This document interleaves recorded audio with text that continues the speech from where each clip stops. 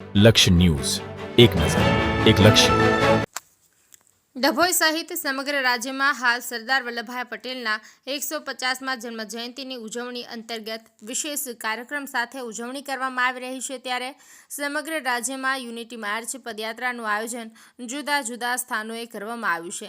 જે અંતર્ગત ડભોઈ તાલુકા કક્ષાની યુનિટી માર્ચનું આયોજન થરવાસાથી મોટા હબીપુરા સુધી રાખવામાં આવી હતી, જેનું પ્રસ્થાન ડભોઈના ધારાસભ્ય શૈલેષભાઈ મહેતા દ્વારા કરાવવામાં આવ્યું હતું. દેશના લોહ પુરુષ એવા સરદાર વલ્લભભાઈ પટેલની 150મી જન્મજયંતિની ઉજવણી થઈ રહી છે. ત્યારે 31 ઓક્ટોબર બાદ સમગ્ર રાજ્યમાં યુનિટી માર્ચ પદયાત્રાનું આયોજન કરવામાં આવ્યું છે. જે અંતર્ગત આજે ડભોઈ તાલુકાના થરવાસા પ્રાથમિક શાળાથી મોટા હબીપુરા BR પટેલ માધ્યમિક શાળા સુધી યુનિટી માર્ચનું આયોજન કરવામાં આવ્યું હતું.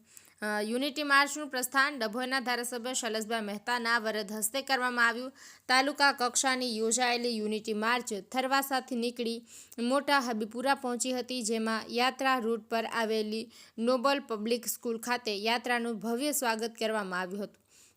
સંસ્થાના પ્રમુખ A. માધવાણી અને વિદ્યાર્થીઓ તેમજ મોટી સંખ્યામાં સ્ટાફ હાજર રહી યાત્રાનું ભવ્ય સ્વાગત કર્યું બાદ યાત્રા મોટા હબીપુરા ગામે પહોંચી હતી, જ્યાં પણ સાંસ્કૃતિક કાર્યક્રમો યોજાયા હતા. આ પ્રસંગે ધારાસભ્ય શૈલેષભાઈ મહેતા સહિત નાયબ કલેક્ટર રવિરાજસિંહ પરમાર, મામલતદાર PR સંગાડા, ડભોઈ નગરપાલિકા પ્રમુખ બીરેન શાહ, શહેર ભાજપ પ્રમુખ દીક્ષિત દવે, તાલુકા ભાજપ પ્રમુખ અલ્પેશ શાહ, જિલ્લા પંચાયત પ્રમુખ વકીલ અશ્વિનભાઈ પટેલ સહિત ભાજપ સંગઠન આગેવાનો અને વહીવટી સ્ટાફ તેમજ ગ્રામજનો મોટી સંખ્યામાં પદયાત્રામાં જોડાયા હતા. નિરંજન ચૌહાણ, ડભોઈ.